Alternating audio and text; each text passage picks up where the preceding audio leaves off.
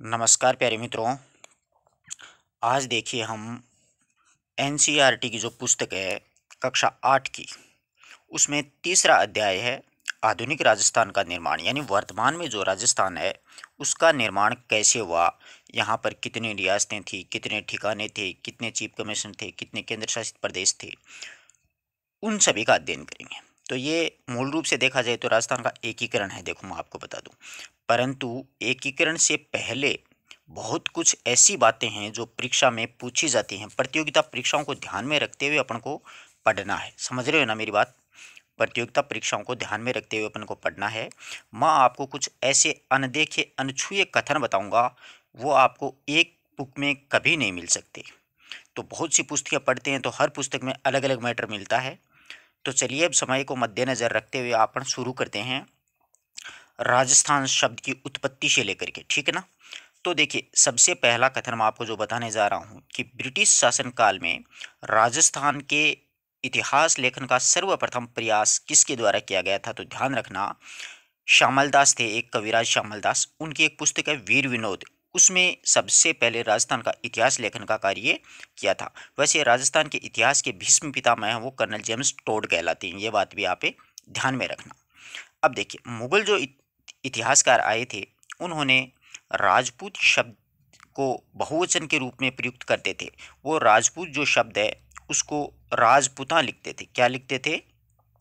राजपुता। वो बहुवचन का प्रयोग करते थे मुगल इतिहासकार जो भी थे।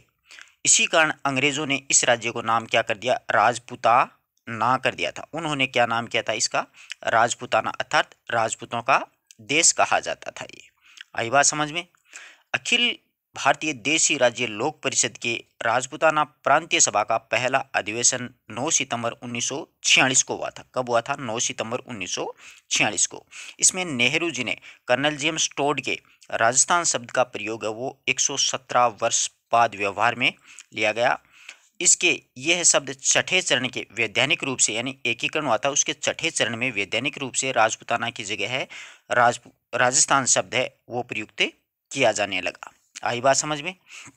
पहले क्या था कि ये जितने भी राज्य थे उनको क, ख और ग श्रेणी में रखा जाता था, या इसको आप ए बी सी के भी बोल सकते हो। वो किस प्रकार से होते थे वो थोड़ा सा मैं आपको बता देता हूँ। पहले देखो, जैसे ए श्रेणी का जो राज्य होता था ना, पूरे भारत की बात कर रहा हूँ मैं, ए श्रेणी का राज्य होता था वो पूर्णतः ब्रिटिश शासन के अधीन होता था। पूरी तरह किसके अधीन होता था? ब्रिटिश शासन के अधीन हुआ करता था ये ए श्रेणी का राज्य। जिसमें देखो, जैसे मुंबई है, बिहार है, मद्रास है, ये सारे राज्य थे वो ब्रिटिश शासन के अधीन थे, और इनका जो प्रमुख होता था वो गवर्नर कहलाता था। क्या कहलाता था? गवर्नर। ए श्रेणी के राज्य पूर्णतः ब्रिटिश शासन के अधीन हुआ करते थे, और उनका जो प्रमुख होता था वो गवर्नर कहलाता था, मतलब राज्यपाल। आगे बात समझ में? मुंबई, बिहार और मद्रास ये ए श्रेणी के राज्यों में शामिल किए गए थे। अब देखो, बी श्रेणी का जो राज्य होता था, बी श्रेणी के राज्य छोटी छोटी रियासतों से मिलकर बनते थे। तो इसमें क्या है, जैसे राजस्थान है, मध्य भारत है, राजस्थान है, मध्य भारत है, वो किस में आते थे? वो बी श्रेणी के अंतर्गत आता थी। और बी श्रेणी में क्या होता था कि गवर्नर की जगह राज प्रमुख का पद होता था। इसलिए अपने राजस्थान के एकीकरण में अपन पढ़ेंगे तो राज प्रमुख ही मिलेंगे अपन को। जब से गवर्नर बना है तब से क्या हो गया, राज प्रमुख का पद है वो समाप्त है, वो कर दिया गया था। वो था मतलब संविधान के 7वें संशोधन 1956 के दौरान, 7वें संशोधन में उसको राज प्रमुख के पद को समाप्त है वो कर दिया गया था। बी श्रेणी में राज प्रमुख, ए श्रेणी में गवर्नर। अब चर्चा करते हैं अपन सी श्रेणी के बाद। तो सी श्रेणी में वे क्षेत्र शामिल होते थे जहां पर चीफ कमीशन बैठता था। कौन? Chief commission. ध्यान रखना, कौन बैठता था? चीफ कमीशन यहाँ पर बैठता था। जैसे अजमेर है, अजमेर मेरवाड़ा है, दिल्ली है, ये किसके अधीन आते थे? सी श्रेणी के अधीन, यानी इनका जो नियंत्रण है वो कौन करता था? चीफ कमीशन कहलाता था। यहाँ पर जो सरकारी अधिकारी होता था वो सी श्रेणी के राज्य होते थे। और बाद में 7वें संशोधन में ABC सबका लफड़ा खत्म करके और 1956 में एक संशोधन किया था, वहां पर राज प्रमुख की जगह राज्यपाल का पद है वो सर्जित कर दिया। और राजस्थान के प्रथम राज्यपाल जो हैं वो कौन बने थे? राजस्थान के प्रथम राज्यपाल गुरुमुख निहाल सिंह बने थे। आ गई बात समझ में? अब देखो, अब मैं आपको ले चलता हूँ राजस्थान में कितनी रियासतें थी। अब देखो, पूरे भारत की एक बार मैं चर्चा कर लूँ कि पूरे भारत में 565 रियासतें थी। कितनी रियासतें थी? 565। अब इतनी रियासतों को एक साथ में जोड़ के मिलाना पूरा भारत बहुत ही बड़ी एक चुनौती का काम था। वो तो सरदार वल्लभ भाई पटेल और वीपी मेनन ने अथक प्रयासों से जो आज आप भारत देख रहे हो, वो भारत में उन्हीं की देन है, स्वीकार करनी चाहिए। उन्हीं का ही ऐतिक ये प्रयत्न है, सरदार वल्लभ भाई पटेल का। 565 रियासतें थी। भारत के एकीकरण विलय पत्र पर हस्ताक्षर कितनी रियासतों ने किया था? 562 ने किया था। कितने ने किया था? 562 रियासतें। 3 रियासत थी उन्होंने विलय पत्र पर हस्ताक्षर नहीं किया था। कौन कौन सी ने नहीं किया था? एक तो कश्मीर थी, ध्यान रखना, कश्मीर जम्मू कश्मीर वाली, महाराजा हरिश्चंद्र थे यहाँ के। एक जूनागढ़ थी, जूनागढ़ गुजरात में है, ध्यान रखना, कभी ये बीकानेर वाला मत समझ लेना। एक हैदराबाद थी, हैदराबाद तो बहुत ज़्यादा लफड़ा किया था सरदार वल्लभ भाई पटेल के साथ में। तो जम्मू कश्मीर, जूनागढ़ और हैदराबाद, ये 3 रियासतें थी, इन्होंने विलय पत्र पर हस्ताक्षर बिल्कुल भी नहीं किए थे। भारत की सबसे बड़ी अगर रियासत की बात करें ना, तो भारत की सबसे बड़ी रियासत हैदराबाद रियासत थी। कौन सी रियासत थी? हैदराबाद रियासत थी। भारत की क्षेत्रफल की दृष्टि से सबसे छोटी रियासत थी, वो एक भिलवारी, मध्य प्रदेश की। ये हैदराबाद क्षेत्रफल की दृष्टि से सबसे बड़ी थी, और ये भिलवारी है वो मध्य प्रदेश में, ये क्षेत्रफल की दृष्टि से बिल्कुल सबसे छोटी थी। राजस्थान की अगर चर्चा करें तो राजस्थान में सबसे प्राचीन रियासत थी, वो कौन सी थी? उदयपुर, जिसको उस समय क्या बोला जाता था? मेवाड़ बोला जाता था। राजस्थान की सबसे प्राचीन रियासत थी मेवाड़। मेवाड़ की स्थापना मित्रों 565 ईस्वी में गुहिलादित्य के द्वारा की गई थी। और राजस्थान की सबसे नवीन रियासत थी, वो कौन सी थी? झालावाड़। कौन सी रियासत थी? झालावाड़ सबसे नवीन रियासत थी। सबसे प्राचीन रियासत थी वो मेवाड़ थी। झालावाड़ की स्थापना अंग्रेजों के द्वारा की गई थी, मदनपाल झाला के कहने पर, कोटा से अलग करके। आगे बात समझ में। 1838 ईस्वी में झाला मदन सिंह के द्वारा इस रियासत की स्थापना वो कोटा रियासतें अलग करवा के अंग्रेजों के द्वारा की गई थी। पूछी जा सकती है परीक्षा में कि अंग्रेजों के द्वारा राजस्थान में एकमात्र निर्मित रियासत कौन सी थी? तो झालावाड़ रियासत थी, ध्यान रखना। आई बात समझ में। झालावाड़ की राजधानी की अगर बात करें तो झालरा पाटन जिसको बोलते हैं, वो झालावाड़ की राजधानी होती थी। ये अंग्रेजों के द्वारा स्थापित की गई एकमात्र रियासत थी। अब क्षेत्रफल की दृष्टि से सबसे बड़ी रियासत की अगर अपन चर्चा करें राजस्थान में, तो ये मारवाड़ यानी जोधपुर थी। मारवाड़ रियासत, जोधपुर रियासत क्षेत्रफल की दृष्टि से सबसे बड़ी रियासत थी राजस्थान में। क्षेत्रफल की दृष्टि से सबसे छोटी रियासत की अगर अपन चर्चा करें तो सबसे छोटी रियासत शाहपुरा थी, जो कि भीलवाड़ा जिले में है। ठीक है, शाहपुरा रियासत है, वो राजस्थान में क्षेत्रफल की दृष्टि से बिल्कुल सबसे छोटी थी। अब राजस्थान में जनसंख्या की दृष्टि से बात करें तो सबसे बड़ी जयपुर रियासत थी। कौन सी रियासत थी? जयपुर रियासत सबसे बड़ी रियासत थी जनसंख्या की दृष्टि से। 1941 में, ध्यान रखना, 30 लाख जनसंख्या थी जयपुर की। ठीक है ना। सबसे कम रियासत की बात करें तो वही शाहपुरा वाली सबसे कम जनसंख्या वाली रियासत थी। 1941 में जनगणना के समय शाहपुरा की अगर जनसंख्या देखी जाए तो मात्र बताते हैं कि 16,000 के समथिंग वहाँ की जनसंख्या थी। अब देखिए, जनतांत्रिक उत्तरदायित्वों को स्वीकार करने वाली सबसे पहली रियासत थी शाहपुरा रियासत। ये ऐसे कथन आपको नहीं मिलेंगे। तो जनतांत्रिक यानी सरकार स्थापित करने वाली, जनता का शासन स्थापित करने वाली सबसे प्रथम रियासत शाहपुरा रियासत थी। पूर्ण उत्तरदायित्व शासन स्वीकार करने वाली। और पूर्ण उत्तरदायित्व शासन स्वीकार नहीं करने वाली रियासत थी जैसलमेर। कौन सी थी? जैसलमेर। सागर मलगोपा के द्वारा जैसलमेर का गुंडा राज, ये पुस्तक पढ़ी हुई है ना आपकी। तो वो जैसलमेर रियासत ने उत्तरदायी शासन को स्वीकार नहीं किया था। जैसलमेर रियासत राजस्थान में सबसे पिछड़ी रियासत भी थी, ये भी ध्यान में रखना। जैसलमेर रियासत जो है वो राजस्थान में सबसे पिछड़ी हुई रियासत थी, इसीलिए इसको राजस्थान का अंडमान कहा जाता है। देखो, जैसलमेर को राजस्थान का अंडमान क्यों कहा जाता है? किसी भी चीज़ की, किसी चीज़ को जब उपमा दी जाती है मित्रों, तो इसके पीछे रीज़न ये होता है कि देखो, अंडमान में चारों तरफ पानी पानी है। देखते हो ना आप, नक्शा देख लेना कभी भी, या गूगल मैप में डाल लेना, अंडमान लिख देना, चारों तरफ पानी है, बीच में एक टापू उभरा हुआ है बस। ठीक ऐसी ही स्थिति जैसलमेर में है। यहाँ पर पानी नहीं है, यहाँ पर चारों तरफ रेगिस्तान ही रेगिस्तान है जैसलमेर में, और बीच में एक जैसलमेर का किला है, जैसलमेर शहर बसा हुआ है।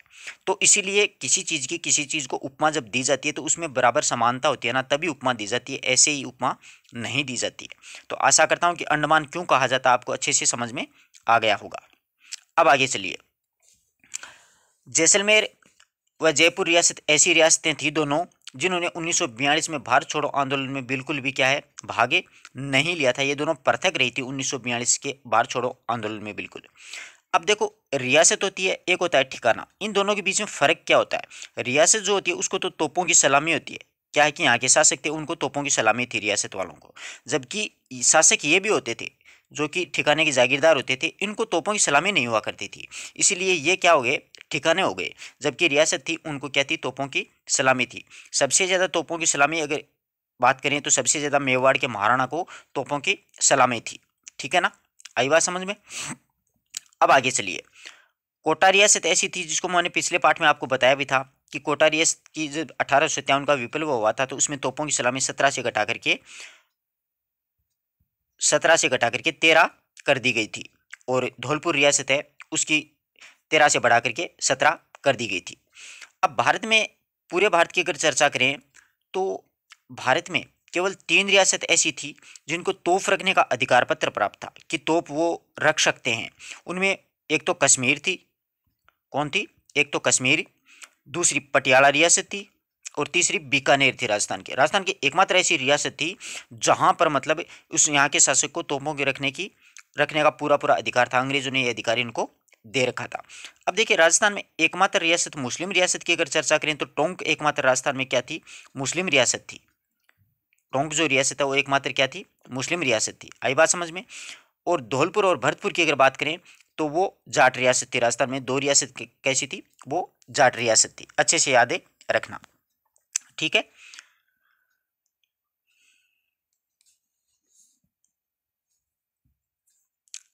ये मुख्य मुख्य आपको पॉइंट मैंने बताए हैं, मतलब एकीकरण से पहले। अब अपन राजस्थान में रियासतों की चर्चा करते हैं। कितनी रियासत थी वैसे इस पुस्तक में भी आ जाएंगी। देखिए ध्यान रखना, राजस्थान में 19 रियासत, 3 ठिकाने और एक केंद्र शासित प्रदेश था। अब देखो 19 रियासतें थी और 3 ठिकाने थे। ठिकानों में देखो, एक तो निमराना है वो अलवर में था। निमराना, वहाँ के शासक कौन थे? राव राजेंद्र सिंह थे। एक कुशलगढ़ है वो बांसवाड़ा में था, उसके राव हरेंद्र थे। और लावा उस समय जयपुर रियासत में था, वर्तमान में तो टोंक जिले में है। वहाँ के शासक, लावा के जो जागीरदार थे वो बंश प्रदीप सिंह थे। लावा वर्तमान में टोंक जिले में है, परंतु रियासती काल में ये क्या था कि जयपुर रियासत में आता था।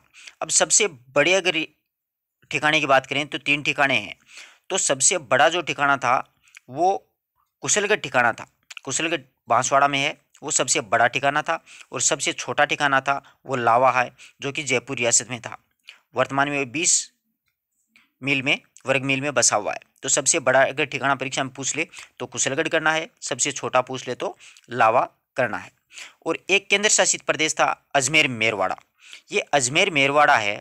इस अजमेर मेरवाड़ा की अलग से एक विधानसभा भी होती थी। उस विधानसभा का नाम कई बार परीक्षा में पूछा जाता है, धारा सभा। उस विधानसभा का क्या नाम था? धारा सभा था। ये सी श्रेणी का राज्य था अजमेर मेरवाड़ा। और यहाँ के जो एकमात्र मुख्यमंत्री की अगर बात करें अपन तो वो हरिभाऊ उपाध्याय थे। कौन थे? हरिभाऊ उपाध्याय। वहाँ की विधानसभा क्या कहलाती थी? धारासभा। इसमें 30 सदस्य होते थे। ये सी श्रेणी का राज्य था।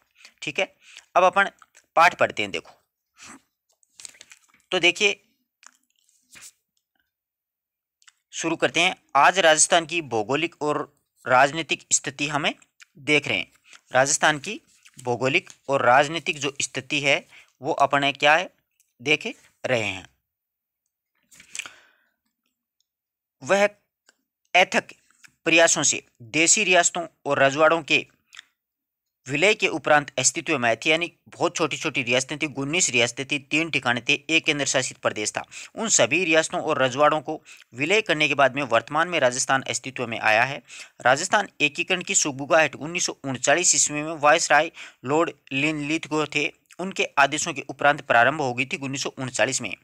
अखिल भारतीय देशी राज्य सेवा परिषद ने एक प्रस्ताव पारित करके ये निर्णय किया कि जिन रियासतों व ठिकानों की आय 50 लाख रुपए से कम और जनसंख्या 20 लाख से कम हो वह पड़ोस के राज्य में मिल सकती है। उन्होंने एक ऐसा निर्णय लिया था अंग्रेजों ने कि जिस ठिकाने या जिस रियासत की आय 50 लाख रुपए से कम और जनसंख्या 20 लाख से अगर कम है तो वह अपने पड़ोसी राज्य में मिल सकता है। यद्यपि यह कार्य इतना सरल नहीं था, किंतु प्रजामंडल आंदोलनों के द्वारा जन जागृति और एकीकरण की प्रक्रिया को आगे बढ़ाया गया था। जैसे देखिए, प्रजामंडल आंदोलन हुए थे, उन प्रजामंडल आंदोलनों के कारण ही लोगों में जन जागृति पैदा हुई और फिर एकीकरण की प्रक्रिया उसको आगे बढ़ाया गया कि कौन सा क्षेत्र किस क्षेत्र में शामिल होने के लायक है। 22 मई 1946 के ज्ञापन के द्वारा ब्रिटिश सरकार ने देशी रियासतों को एकीकरण की प्रक्रिया शीघ्र पूर्ण करने हेतु कहा। 22 मई 1946 को ब्रिटिश सरकार है उन्होंने देशी जो रियासतें थीं उनको एकीकरण की प्रक्रिया शीघ्र पूर्ण करने हेतु कहा। एकीकरण की यह प्रक्रिया जारी थी। इसी दौरान 15 अगस्त 1947 को हमारा देश स्वतंत्र हो गया है। स्वतंत्रता के पश्चात सरकार ने एकीकरण प्रक्रिया को प्राथमिकता देते हुए तेज कर दिया, यानी एकीकरण स्वतंत्र जैसे भी भारत देश स्वतंत्र हुआ 15 अगस्त 1947 को, तो सरकार ने ये जोर दिया कि एकीकरण है वो जल्दी से जल्दी पूरा किया जाए, वरना पूरा भारत देश है वो टुकड़ों में बंट जाएगा। भारत सरकार ने रियासती विभाग की एक स्थापना की थी। उसके निर्णय के अनुसार स्वतंत्र भारत में वे ही रियासतें अपना पृथक अस्तित्व रख सकती हैं जिनकी न्यूनतम आय 1 करोड़ रुपए तथा जनसंख्या 10 लाख या उससे अधिक हो, यानी कम से कम आय आपकी होनी चाहिए 1 करोड़, तो आप स्वतंत्र रह सकते हो, और साथ ही में आपको 10 लाख रुपए की आपकी आय भी होनी चाहिए। ऐसा अगर करने वाली कोई रियासत थी तो वो राजस्थान में मात्र 4 रियासतें थी इस मानदंड को, यानी 1 करोड़ की आय और 10 लाख रुपए कि जिसके पास आमदनी है, तो वो मात्र 4 ही रियासतें थी, जयपुर, जोधपुर, बीकानेर और उदयपुर। ये 4 रियासतें मात्र ऐसी, यानी उदयपुर में मेवाड़, ये 4 रियासतें मात्र ऐसी रियासतें थी जो अपना स्वतंत्र अस्तित्व रख सकती थी 19 में से, और किसी के पास में ना तो 1 करोड़ रुपए की आय थी, ना ही 10 लाख की जनसंख्या हो रही थी। किंतु रियासतों की जनता एकीकृत राजस्थान में विलय के पक्ष में थी, यानी पूरा राजस्थान एक हो जाए, जनता ये चाह रही थी। प्रजा का नेतृत्व प्रजामंडल व अन्य संघों के द्वारा किया जा रहा था।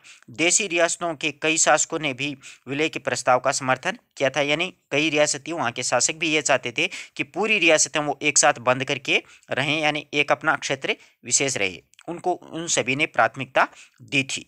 आई बात समझ में? 4 ही रियासत थी। यह प्रश्न पूछा जा सकता है कि राजस्थान के एकीकरण के इसमें 1 करोड़ रुपए की वार्षिक आय और 10 लाख की जनसंख्या रखने वाला पूरा मानदंड कौन कौन सी रियासत रख सकती है? तो जयपुर, जोधपुर, बीकानेर और मेवाड़। अच्छे से याद रखना। अब देखो 19 रियासतें मैंने चर्चा की थी, वो 19 रियासतों का आपको नाम बताऊं। जयपुर, जोधपुर, उदयपुर यानी मेवाड़, बीकानेर, बूंदी, कोटा, धौलपुर, भरतपुर, अलवर, डूंगरपुर, प्रतापगढ़, बांसवाड़ा, झालावाड़, करौली, शाहपुरा, सिरोही, टोंक, जैसलमेर और किशनगढ़। ये क्या थी? 19 रियासतें थी। अब इनमें यहीं पर आपको मैं थोड़ा समझा दूं कि टोंक एकमात्र ऐसी रियासत थी जो कि मुस्लिम रियासत थी।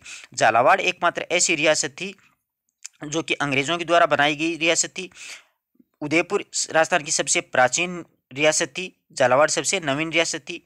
सबसे बड़ी रियासत पीछे चर्चा की थी ना, वो की सारी दोबारा रिवीजन हो जाएगा। जोधपुर सबसे बड़ी थी क्षेत्रफल के आधार पर, शाहपुरा सबसे छोटी थी। जनसंख्या के आधार पर सबसे बड़ी जयपुर थी, शाहपुरा छोटी थी। सबसे पिछड़ी जैसलमेर रियासत थी जिसने राजस्थान के 1942 के भारत छोड़ो आंदोलन में भाग नहीं लिया था, जैसलमेर और जयपुर दोनों रियासतों ने। आगे बात समझ में? ये मैंने आपको 3 ठिकाने बताए थे, कुशलगढ़, लावा और निमराना। इन 3 ठिकानों की अपन ने पीछे चर्चा की है।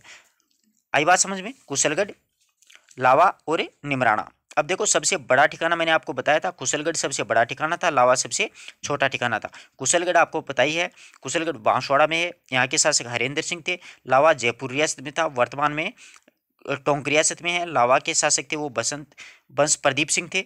और निमराना के राव राजेंद्र सिंह थे। निमराना अलवर जिले में स्थित है। और एक केंद्र शासित प्रदेश था अजमेर मेरवाड़ा। यहाँ की विधानसभा धारासभा थी। 30 सदस्य थे। हरिभाऊ उपाध्याय इसके अध्यक्ष थे। ये सी श्रेणी का राज्य था। अगली बात समझ में? आगे देखो, एकीकरण का प्रथम प्रयास कोटा रियासत के शासक महाराणा भीम सिंह के द्वारा किया गया था।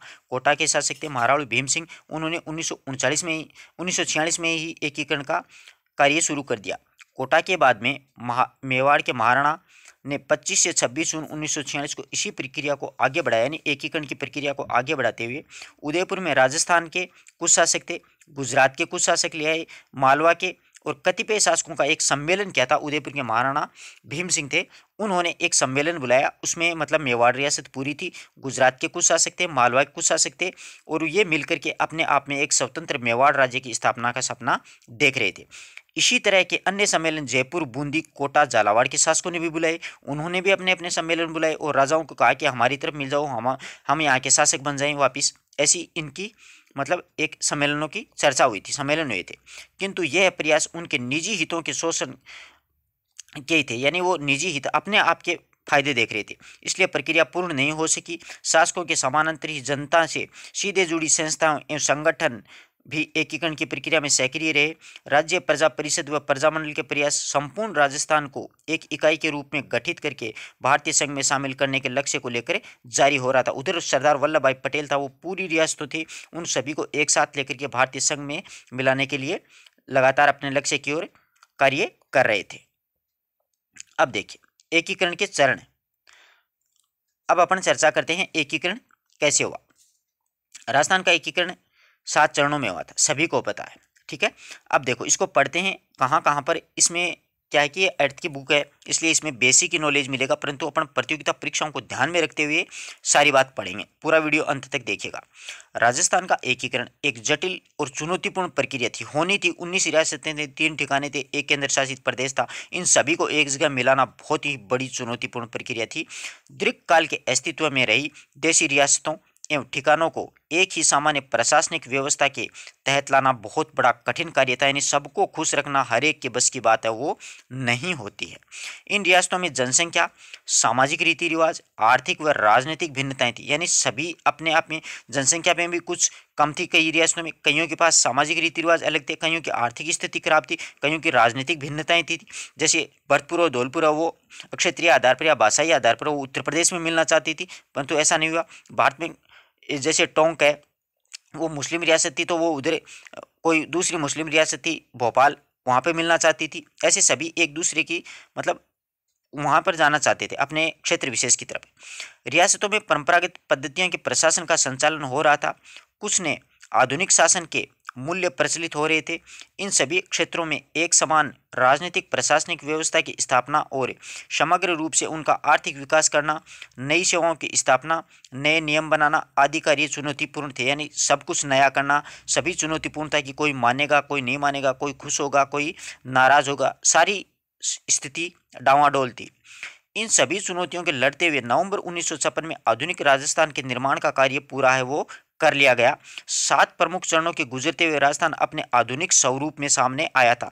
राजस्थान के एकीकरण में कितने चरण थे? 7 चरणों में पूरा हुआ था। ध्यान रखना, अपन पूरे चरण पढ़ेंगे, किस चरण का क्या नाम है वो भी अपने बहुत बिल्कुल शांति से बारीकी से पढ़ेंगे।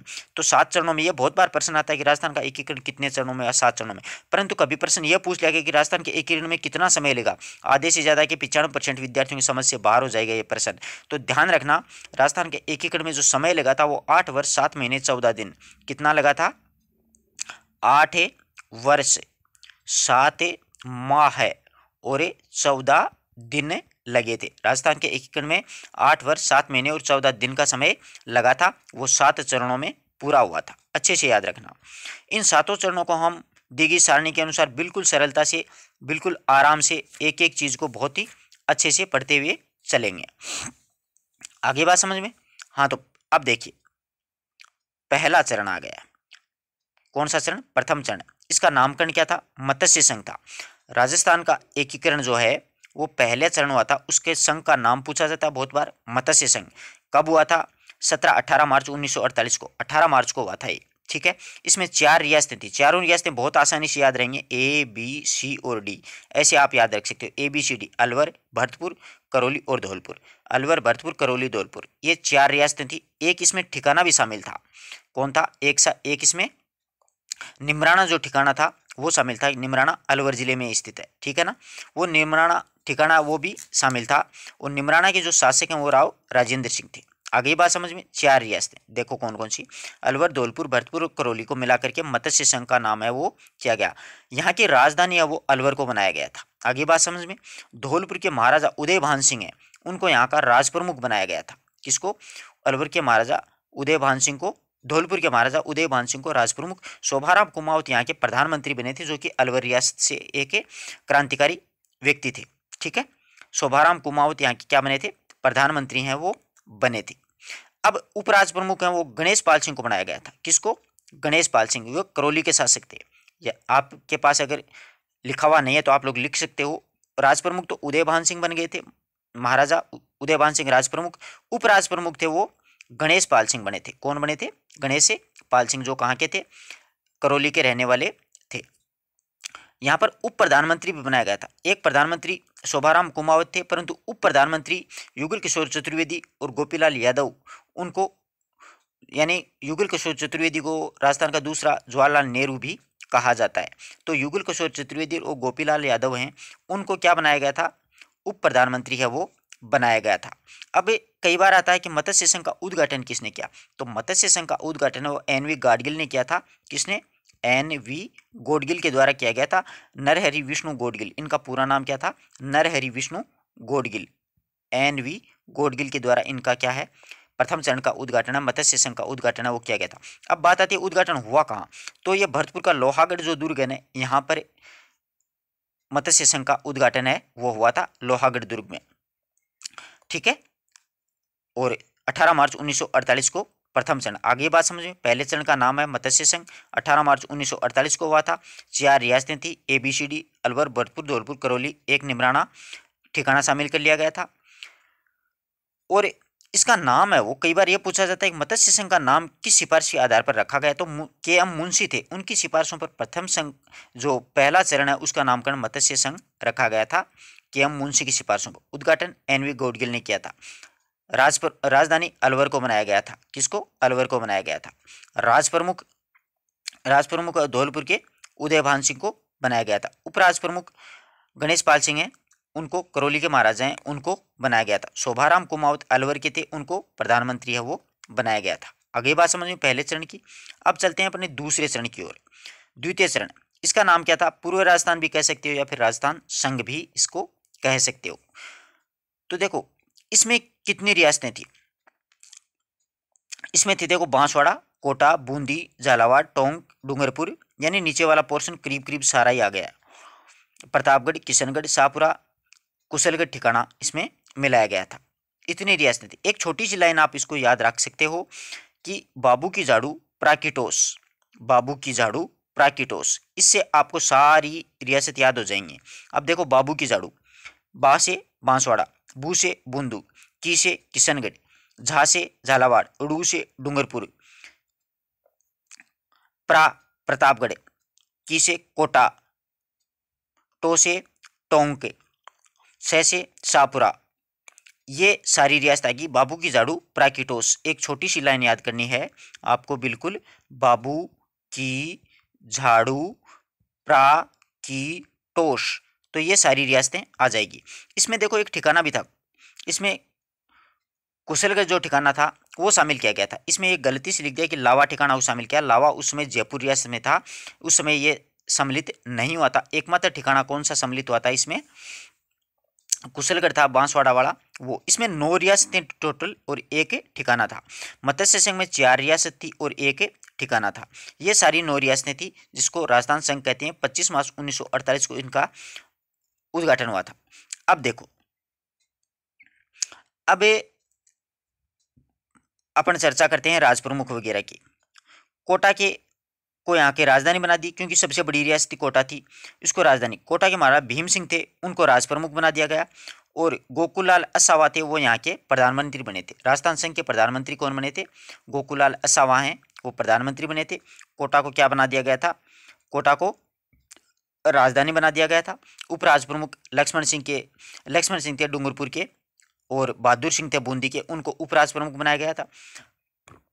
गोकुललाल असावा को यहाँ का प्रधानमंत्री है वो बना दिया गया था। अब दूसरे चरण का उद्घाटन भी एन.वी. गाडगिल के द्वारा ही किया गया था, नरहरि विष्णु गाडगिल के द्वारा ही उद्घाटन किया गया था। उद्घाटन कहाँ पर हुआ था, कोटा दुर्ग में राजस्थान संघ का उद्घाटन है वो हुआ था। कितनी रियासत थी, 9 रियासत और एक ठिकाना मिला करके राजस्थान संघ या पूर्व राजस्थान है उसका निर्माण हुआ। अब एक ही लाइन याद रखनी है, बाबू की झाड़ू प्राकिटोस, आप लिखते रहिए इन सब चीज़ों को जिससे कि आपको याद हो जाएगी। 9 रियासतें एक ठिकाना। राजधानी कोटा। दूसरी बात, राज प्रमुख कोटा के महाराजा भीम सिंह। तीसरा, राज प्रमुख लक्ष्मण सिंह डूंगरपुर के थे और बहादुर सिंह बूंदी के थे, उनको उपराज प्रमुख। प्रधानमंत्री गोकुललाल असावा को बनाया गया था। उद्घाटन एनवी गोडगिल के द्वारा किया गया था और कहाँ पर हुआ था? कोटा दुर्ग में इसका उद्घाटन हुआ था। अब देखिए, अब तीसरा चरण आता है संयुक्त राजस्थान। तीसरा चरण है, उसका नामकरण किया था संयुक्त राजस्थान 18 अप्रैल 1948 को। ठीक है, संयुक्त राजस्थान में देखो एकमात्र एक रियासत मिली थी, उदयपुर, यानी मेवाड़ रियासत थी। तीसरे चरण में संयुक्त राजस्थान में 18 अप्रैल 1948 को एकमात्र रियासत कौन सी बनी थी? उदयपुर रियासत मिली थी। राजधानी कहाँ पर बननी थी? स्वाभाविक है, उदयपुर बड़ी रियासत थी तो राजधानी कहाँ पर बनी थी? उदयपुर में ही राजधानी बनी। राज प्रमुख जो चर्चा करेंगे वो कन्फर्म है, राजधानी वाला शासक बनना। भूपाल सिंह राज प्रमुख बने थे मेवाड़ के। उपराज प्रमुख थे, वो कोटा वाले को उठा करके राज प्रमुख से उपराज प्रमुख बना दिया गया था। आगे बात समझ में, उपराज प्रमुख कोटा वाले को बना दिया गया था। ये तीसरा चरण था। अब आगे देखिए, प्रधानमंत्री की अगर चर्चा करें तो मेवाड़ के माणिक्यलाल वर्मा थे, उनको क्या बना दिया गया था? प्रधानमंत्री। अब इसका उद्घाटन है ना, वो किसके द्वारा किया गया था? इसका उद्घाटन जवाहरलाल नेहरू के द्वारा किया गया था। संयुक्त राजस्थान पहले दो हैं, जैसे मत्स्य संघ आएगा और राजस्थान संघ या पूर्व राजस्थान, उनका एनवी गोडगिल के द्वारा उद्घाटन किया गया था। परंतु संयुक्त राजस्थान का उद्घाटन है वो किसके द्वारा किया गया था? पंडित जवाहरलाल नेहरू के द्वारा उद्घाटन किया गया था। ठीक है, आगे बात समझ में। तीसरे चरण का उद्घाटन जवाहरलाल नेहरू के द्वारा किया गया था और उद्घाटन हुआ कहाँ पर था? ये कोटा दुर्ग में ही हुआ था। और माणिक्यलाल वर्मा यहाँ के क्या बन गए थे? प्रधानमंत्री बन गए थे। और इनको प्रधानमंत्री बनाने के पीछे भी जवाहरलाल नेहरू ने क्या की थी? सिफारिश की थी और उद्घाटन भी वही करके गए थे। और राजप्रमुख भीम सिंह हो गए, है किसी की समस्या? राजप्रमुख भोपाल सिंह हो गए, उपराजप्रमुख भीम सिंह हो गए कोटा वाले। राजधानी वो मेवाड़ यानी उदयपुर चली गई थी। अब चौथा जो चरण है वो 30 मार्च 1949 को है, वृहत राजस्थान। 30 मार्च 1949 को संयुक्त राजस्थान में ये चार बड़ी बड़ी, आपको इतना याद रखना, जे चार रियासतों में, तो जयपुर, जैसलमेर, जोधपुर और बीकानेर, ये चार रियासतें मिलाई गई थी, तब जाके ये क्या बन गया था? वृहत राजस्थान है वो बन गया था। जब संयुक्त राजस्थान में चार रियासतें मिला दी, कौन कौन सी? जयपुर, जोधपुर, बीकानेर और जैसलमेर, जे बी। राजस्थान दिवस इस दिन मनाया गया था। ये इसमें गलत लिखा हुआ है, कई चीज़ें इसमें बहुत मिस्टेक है इन पुस्तकों में, उनको अपन पढ़ते चलेंगे। साथ साथ में आपको मैं बता दूंगा कहाँ पर मिस्टेक है। स्थापना दिवस 30 मार्च को नहीं है, ये राजस्थान दिवस है 30 मार्च को। स्थापना दिवस 1 नवंबर को है, ध्यान रखना। 1 नवंबर 1956 को राजस्थान पूर्ण रूप से अस्तित्व में आ चुका था, इसलिए 1 नवंबर स्थापना दिवस माना जाता है। ये 30 मार्च राजस्थान दिवस है। जयपुर के महाराजा मान सिंह थे, उनको राज प्रमुख बनाना था। हीरालाल शास्त्री थे, वो प्रधानमंत्री बनने ही थे। महाराणा भूपाल सिंह को महाराज प्रमुख बना दिया गया। और सरदार वल्लभ भाई पटेल ने वृहत राजस्थान का क्या किया था? उद्घाटन किया था। इसका उद्घाटन किसने किया था? चौथे चरण का उद्घाटन सरदार वल्लभ भाई पटेल के द्वारा किया गया था। और राजधानी थी वो कहाँ पर आ गई थी? जयपुर में आ गई थी। चार रियासतें थी, ध्यान रखना अच्छी तरीके से। आपको फिर बता दूं, वृहत राजस्थान में चार रियासतें थी, जयपुर, जैसलमेर, जोधपुर और बीकानेर। और एक ठिकाना था लावा, जो जयपुर रियासत में था, उसको मिला दिया गया था। राजधानी जयपुर को ही बनाया गया था। ठीक है, महाराज प्रमुख, राज प्रमुख की बात करें तो मान सिंह द्वितीय जयपुर के थे, वही बने थे। और महाराज प्रमुख भोपाल सिंह थे, मेवाड़ के, वो बने थे। उपराज प्रमुख भीम सिंह थे, कोटा के, वो बने थे। प्रधानमंत्री हीरालाल शास्त्री बने थे। उद्घाटन सरदार वल्लभ भाई पटेल के द्वारा किया गया था। अब यहाँ पर देखो, इन और रियासतों को खुश करने के चक्कर में यहाँ पर कुछ राजनीतिक दावपेच अपनाए थे सरदार वल्लभ भाई पटेल ने। जैसे जोधपुर था, वो भी कह रहा था मेरी भी राजधानी बननी चाहिए। उधर बीकानेर भी अपने आप में सॉलिड था, उधर कोटा भी था, चारों तरफ था, उधर मेवाड़ भी था। तो इन सभी को संतुष्ट करने के लिए न्याय विभाग वो जोधपुर में, हाईकोर्ट जो वर्तमान में है ना, उसी वजह से है, न्याय विभाग जोधपुर को दिया, तब वो शांत हुए। शिक्षा विभाग आज भी बीकानेर में है, तब जाके बीकानेर वाले मतलब संतुष्ट हुए। वन विभाग कोटा के पास में आज भी, देख लो चाहिए। कृषि विभाग भरतपुर के पास में, और खनन और खनिज विभाग वो उदयपुर मेवाड़ को दिया था। इसलिए सभी को उनको संतुष्ट करने के लिए ये विभाग दिए थे। न्याय विभाग जोधपुर को दिया था, शिक्षा विभाग बीकानेर को दिया था, वन विभाग कोटा को दिया था, कृषि विभाग भरतपुर को दिया था, और खनिज विभाग वो उदयपुर को दिया था। आगे बात समझ में, तब जाके ये संतुष्ट हुए और जयपुर को राजधानी बनने दिया, वरना किसी भी हालत में जयपुर राजधानी नहीं बन सकता था। और जयपुर राजधानी बनने के पीछे एक कारण और भी था। उस जमाने में एक पी सत्यनारायण राव करके एक समिति बनी थी। उस समिति ने यही रिपोर्ट पेश की कि भाई जयपुर को राजधानी बनानी चाहिए। जयपुर क्या है कि राजस्थान के मध्य में है, अक्सर कोई भी राजधानी होती है वो मध्य में होती है। ये दुर्भाग्य है अजमेर का कि वहाँ के जो शासक थे, वहाँ पर जो दारा सभा बनी थी, हरिभाऊ उपाध्याय थे, वो राजस्थान में विलय नहीं हुआ, वरना आज के दिन अजमेर राजस्थान की राजधानी होती, क्योंकि राजस्थान के मध्य में अजमेर है, ठीक ठीक मध्य में। अब जयपुर को बनाने के पीछे ये रीजन था कि जयपुर दिल्ली के नज़दीक था। पूरे देश की राजधानी कहाँ है? दिल्ली है। तो जयपुर से दिल्ली जाने में कम टाइम लगता है, इसलिए जयपुर को राजधानी बनाया गया। और अजमेर अपने आप अकड़ में बैठा रहा, इसलिए उसको नहीं बनाया गया, क्योंकि वो तो मिलना ही नहीं चाहता था, अलग राज्य बना रहे थे। अब पांचवें चरण की चर्चा करते हैं। देखो, संयुक्त वृहत राजस्थान 15 मई 1949 को। अब पांचवा जो चरण है उसमें क्या हुआ था कि मत्स्य संघ का जो वृहत राजस्थान है उसमें क्या कर लिया था? विलय कर लिया था। वृहत राजस्थान में मत्स्य संघ का विलय कर लिया, एक निमराना ठिकाना है वो भी इसमें शामिल कर लिया। इसलिए क्या, कौन सा पांचवा चरण है उसका नामकरण क्या बना था? संयुक्त वृहत राजस्थान।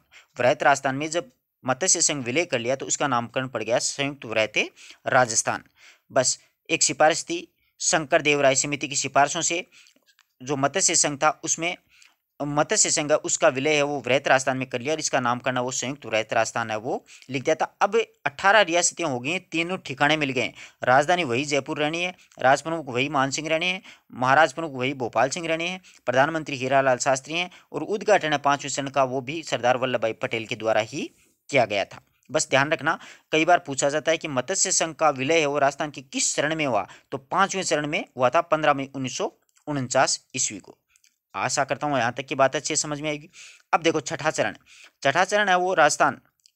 छठे चरण में राजस्थान का सही नामकरण राजस्थान पड़ा था 26 जनवरी 1950 ईस्वी को। इसमें क्या था? वृहत राजस्थान प्लस सिरोही और आबू देलवाड़ा को छोड़ करके।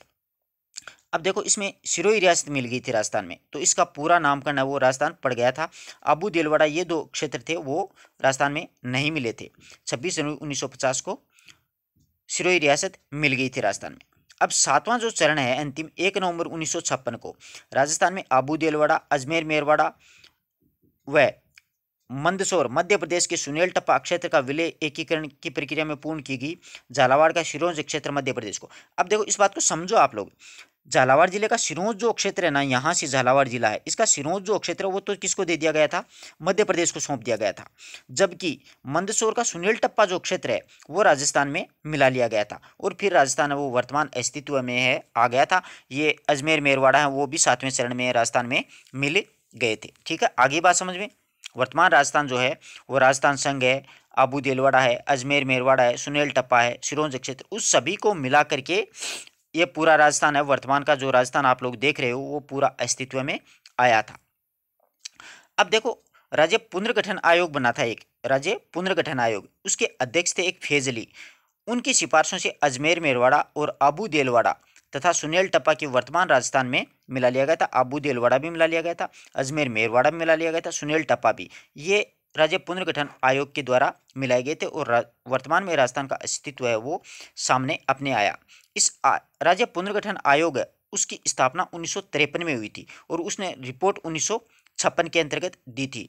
और इस आयोग के अध्यक्ष जो सदस्य थे, एकमात्र राज्य पुनर्गठन आयोग के राजस्थान के एकमात्र जो सदस्य थे वो हृदयनाथ कुंजर नाम करके एक व्यक्ति थे, वो यहाँ पर थे। आगे बात समझ में।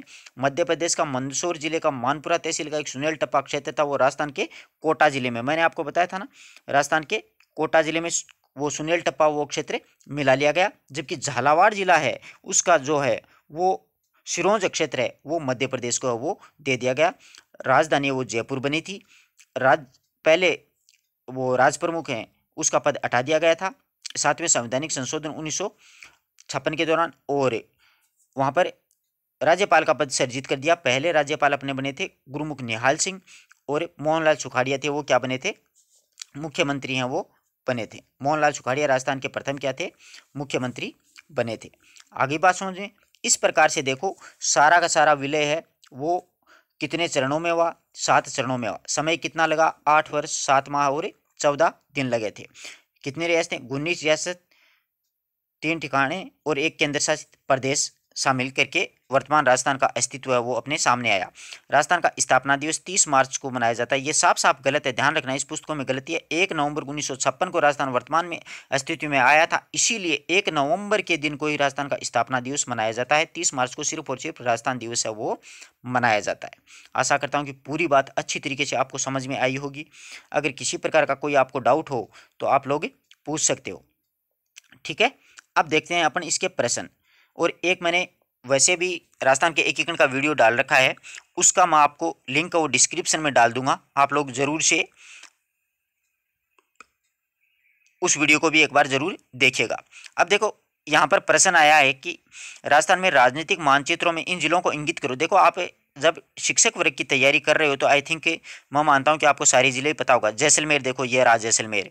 अब अजमेर तो ये रहा बीच में अजमेर।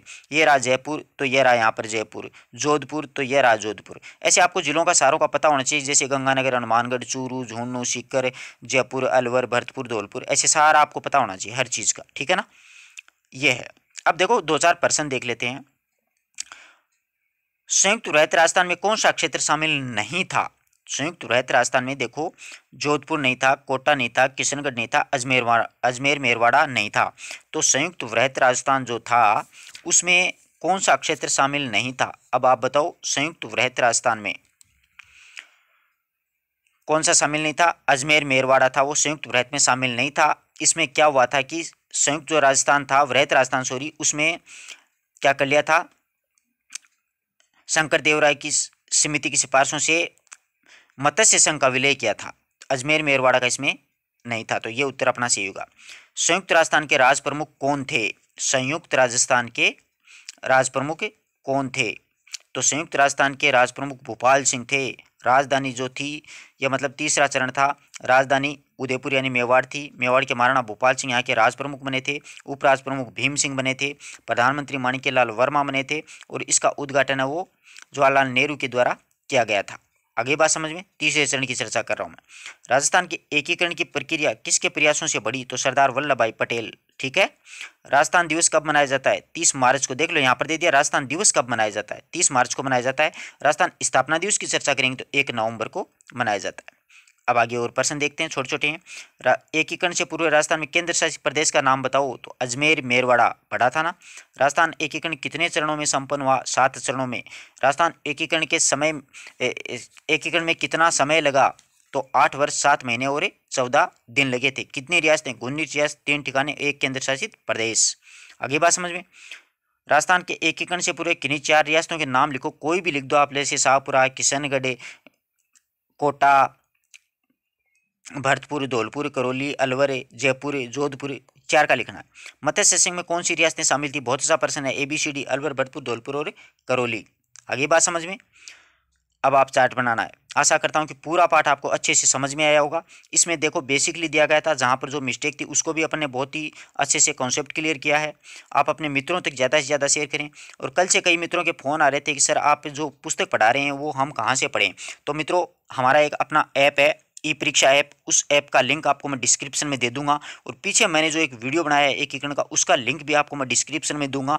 आप उस डिस्क्रिप्शन में दिए गए लिंक से आप ऐप को डाउनलोड कीजिए। आपको फ्री ऑफ कॉस्ट ये सारी पुस्तकें पढ़ने को मिलेंगी, कक्षा 6 से लेकर के 12वीं तक। और साथ ही साथ में यहाँ पर देखिए रीट है, पटवार है, सेकंड ग्रेड, फर्स्ट ग्रेड, उनसे संबंधित, सब्जेक्ट से संबंधित भी हमने बहुत सा मैटर डाल रखा है। आप बिल्कुल आराम से पढ़ सकते हो। नवोदय विद्यालय के बच्चे जो आपके घर परिवार में हो, सैनिक, मिलिट्री वाले, वो भी बहुत आसानी से आप लोग पढ़ सकते हो। धन्यवाद दोस्तों, इतनी देर इंतज़ार करने के लिए आपका बहुत बहुत धन्यवाद। आशा करता हूँ कि पूरी बात आपको अच्छे से समझ में आई होगी। आप अपने मित्रों तक इस वीडियो को ज़्यादा से ज़्यादा शेयर करें दोस्तों।